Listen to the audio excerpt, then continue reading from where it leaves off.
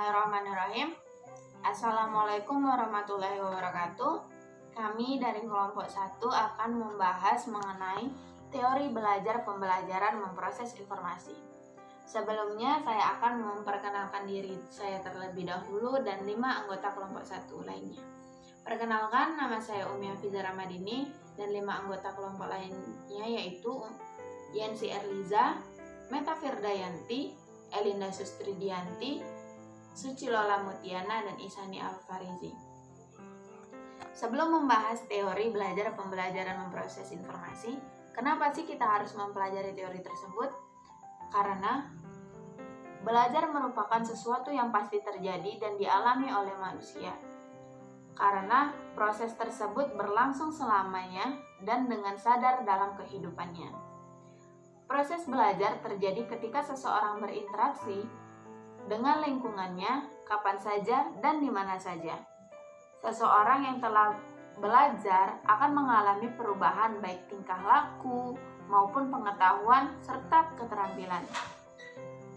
Dari hal yang tersebut, kita harus belajar mengenai bagaimana proses informasi tersebut dalam kegiatan belajar dan pembelajaran. Maka dari itu, alangkah pentingnya kita belajar mengenai teori belajar pembelajaran memproses informasi. Teori belajar dan pembelajaran informasi. Apa itu teori belajar dan pembelajaran informasi?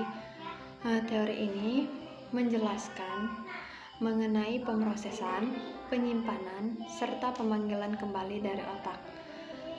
Peristiwa-peristiwa yang diuraikan sebagai transformasi dapat dimulai dari stimulus ke respon, dan untuk model informasinya dapat digambarkan sebagai garis-garis kumpulan kotak-kotak yang dihubungkan melalui garis-garis.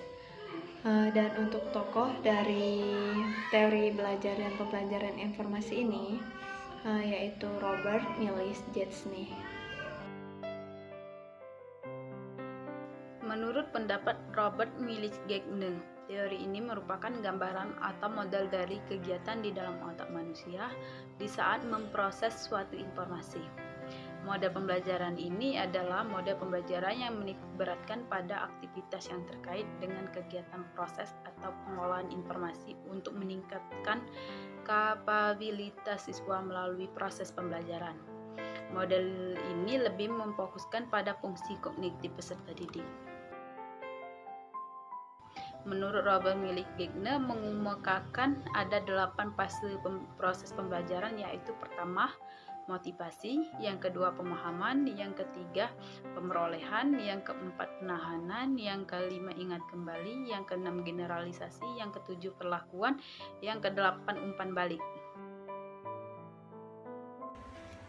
Karakteristik model pembelajaran informasi menurut Robert S. Ziegler. Ada 3 karakteristik utama pendekatan pemrosesan informasi, yaitu pertama, proses berpikir. Menurut pendapat Ziegler percaya bahwa pikiran adalah sesuatu yang sangat fleksibel, yang menyebabkan individu bisa beradaptasi dan menyesuaikan diri dengan perubahan dalam lingkungan, tugas, dan tujuan. Tetapi, ada batas kemampuan berpikir manusia ini.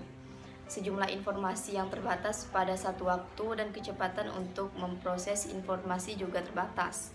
Adapun yang kedua yaitu mekanisme pengubah. Ziegler berpendapat bahwa dalam pemrosesan informasi, fokus utamanya adalah pada peran mekanisme pengubah dan perkembangan. Dia percaya bahwa ada 4 mekanisme yang bekerja sama menciptakan perubahan dan keterampilan kognitif anak, yaitu 1. Penyandian, otomatisasi, konstruksi strategi, dan generalisasi. Yang ketiga atau yang terakhir yaitu modifikasi diri. Modifikasi diri dalam pemrosesan informasi secara mendalam tertuang dalam metakognisi, yang berarti kognisi atau mengetahui tentang yang di dalamnya terdapat 2 hal, yang pengetahuan kognitif dengan aktivitas kognitif. Pengetahuan kognitif ini melibatkan usaha monitoring dan refleksi pada pemikiran seorang pada saat sekarang, sedangkan aktivitas kognitif terjadi saat murid secara sadar menyesuaikan dan mengelola strategi pemikiran mereka pada saat memecahkan masalah dan memikirkan suatu tujuan yang berkaitan. Selanjutnya, kekurangan dan kelebihan teori pemrosesan informasi. Kelebihan dari teori pemrosesan informasi. Dengan menerapkan teori pemrosesan informasi akan membantu meningkatkan keaktifan peserta didik dalam berpikir, sehingga peserta didik akan didorong untuk berpikir dalam kegiatan pembelajaran. Pertama, peserta didik akan berusaha untuk mengaitkan proses pembelajaran yang menarik dengan materi yang disampaikan. Kedua, guru dan pendidik dituntut untuk kreatif dalam kegiatan pembelajaran. Guru dituntut dapat menyampaikan materi pembelajaran dengan metode belajar yang menyenangkan dan menarik, sehingga peserta didik dapat menerima materi dengan baik, sehingga peserta didik akan mudah memahami dan mengingat materi yang disampaikan. Kekurangan teori pemrosesan informasi. Apabila guru tidak dapat menyampaikan materi secara kreatif dan menarik, maka peserta didik tidak dapat menerima materi yang disampaikan dengan baik, sehingga tujuan pembelajaran tidak dapat tercapai. Selain itu, apabila ada peserta didik yang tidak aktif dalam proses pembelajaran, maka guru akan sulit dalam menyampaikan materi. Aplikasi model pengajaran, pemrosesan informasi di dalam pembelajaran. Pertama, ada motivasi. Nah, motivasi ini merupakan fase awal di mana kita itu memulai pembelajaran dengan adanya dorongan untuk melakukan satu tindakan dalam mencapai tujuan tertentu, atau bisa disebut dengan motivasi intrinsik dan motivasi ekstrinsik. Kemudian ada pemahaman. Pemahaman ini di mana individu menerima dan memahami informasi yang diperoleh dari pembelajaran. Nah, pemahaman ini didapat melalui perhatian. Kemudian ada pemerolehan. Nah, pemerolehan ini individu itu memberikan makna atau mempersepsi segala informasi yang sampai pada dirinya sehingga terjadi proses penyimpanan dalam memori peserta didik. Nah, kemudian ada penahanan. Nah, penahanan ini di mana menahan informasi atau hasil belajar agar dapat digunakan untuk jangka panjang. Nah, hal ini merupakan proses mengingat jangka panjang. Kemudian ada ingatan kembali. Nah, ingatan kembali ini mengeluarkan kembali informasi yang telah disimpan bila ada rangsangan. Kemudian ada generalisasi. Nah, generalisasi ini menggunakan hasil pembelajaran untuk keperluan tertentu.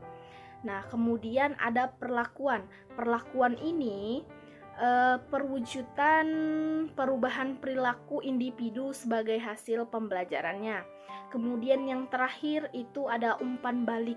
Nah, umpan balik ini di mana individu itu memperoleh feedback dari perilaku yang telah dilakukannya. Baiklah, itu saja presentasi dari kelompok kami. Semoga apa yang kami sampaikan bermanfaat untuk teman-teman sekalian. Mohon maaf jika terdapat kesalahan kata, dan kepada Allah kami mohon ampun. Kami akhiri, wabillahi taufiq walhidayah. Wassalamualaikum warahmatullahi wabarakatuh.